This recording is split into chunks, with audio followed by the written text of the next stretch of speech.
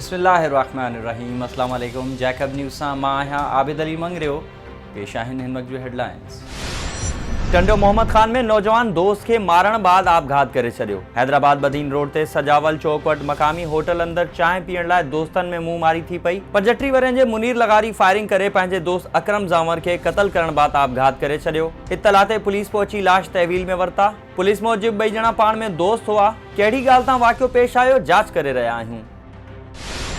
मसू बुरगड़ी वेझो खेसाना मोरी रेगुलेटर रोड़ी केनाल में अणसुञातल शख्स जो लाश हथ। लाश रोड़ी केनाल का लुड़ंदो खेसाना मोरी रेगुलेटर के दरवाजे में फांसी पियो। बुधायो पियो वञे त लाश अधड़ूट उम्र के मर्द जो है, जैसे तेज धार औजार जा धक लगल आहिनि। इत्तला ते पुलिस पहुंची लाश तहवील में वरतो, जॾहिं त लाश की सुञाणप न थी सघी आहे।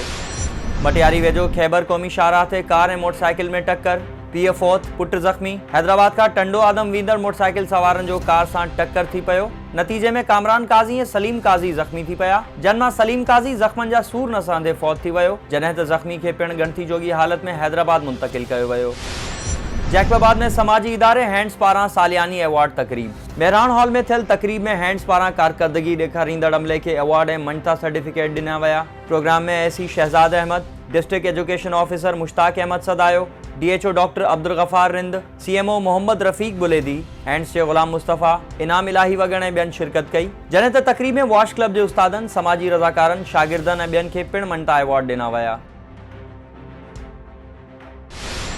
घोटकी में जवाबदार ज़ाल धी ऐं नुंहुं खे बेलचा हणी मरणींग करे विधो।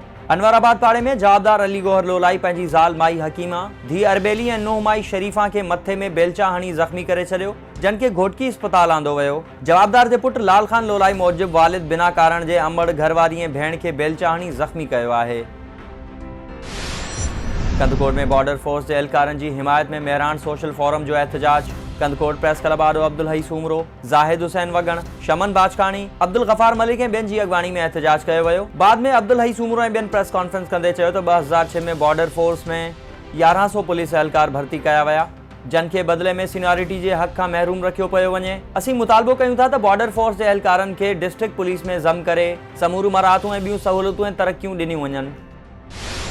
दरिया खान मरी भरसां ॻोठ के बाह, 4 घर सड़ी रख।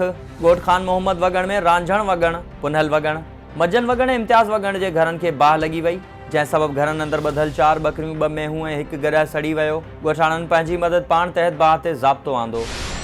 ज़मींदार ऐं हारी इत्तेहाद बलूचिस्तान के सदर आगा लाल जान अहमद ज़ई चयो आहे त बलूचिस्तान में कणक की कटाई शुरू थियण वारी आहे, पर अफ़सोस हुकूमत अञा ताईं कणक ख़रीदारी जो को भी बंदोबस्त नाहे कयो। कच्छी ऐं नसीराबाद में कणक ख़रीदारी जा सेंटर खोलिया वञनि। अहिड़े ख़्यालनि जो इज़हार हुन अंजुमन ताजरान जे आगा रहीम ग्रुप के सूबाई नायब सदर मीर मोहम्मद बंगुलज़ई पारां ॾिनल मांझांदे के मौक़े ते सहाफ़ियुनि सां ॻाल्हाईंदे कयो।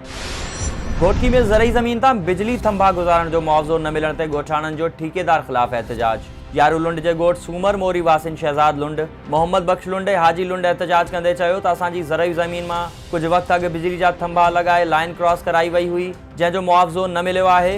हक़ घुरण ते ठेकेदार फरहान सूमरो ऐं SHO साले पट हिसाए रहियो आहे।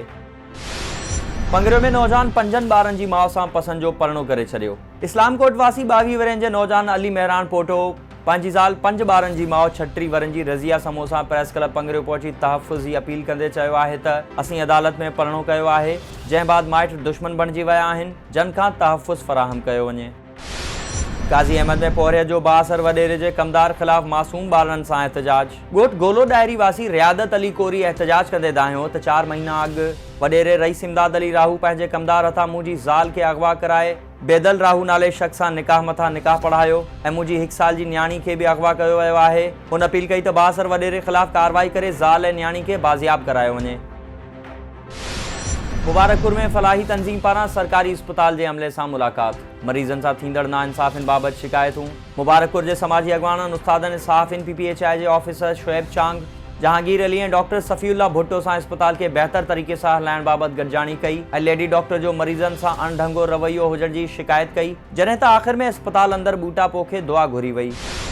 बुरड़ी शाह करीम वेझो बन्नो शहर में पाक आर्मी तरफां 1 रोज़ा मुफ़्त तिबी कैंप लगाई वई, जिथे पाक आर्मी के माहिर doctor major doctor Idrees Khan, major doctor Abid ऐं कैप्टन डॉक्टर इदरीस मरीज़नि के चकासे मुफ़्त दवाऊं ॾिनियूं। कैंप में 512 मर्दनि, 835 औरतुनि ऐं 293 ॿारनि जो इलाज कयो वियो। बहादुरपुर वेझो मोटरसाइकिल ऐं कार में टक्कर, नौजवान ज़ख़्मी। कार जो टक्कर लगण सबबि ॻोठ इम्तियाज़ ख़ान खोसो वासी इमाम बख्श बिरोही ज़ख़्मी थी पियो, जंहिंखे जैकबाबाद मुंतक़िल कयो वियो। धारो में नए मुसलमान थींदड़नि जो आसरा सेटलमेंट सोसाइटी पारां फ्रॉड करण ख़िलाफ़ एहतजाज। ॻोठ अब्दुल सत्तार शेख ऐं इस्माइल शेख में ताज़ो मुसलमान थींदड़नि नेशनल हाईवे ते एहतजाज कंदे चयो त आसरा सेटलमेंट सोसाइटी जे जनरल सेक्रेटरी सैयद मुमताज़ अकबर काज़मी पारां न्यू मुस्लिम कॉलोनी ठाहिण जे नाले ते नए मुसलमान थींदड़ ख़ानदान सां फ्रॉड कयो वियो आहे। अदालत मनानामे बावजूदि उन्हनि जूं ज़मीनूं विकिरो कयूं पयूं वञनि, जंहिं ख़िलाफ़ कार्रवाई करे नए मुसलमान थींदड़नि सां इंसाफ़ कयो वञे।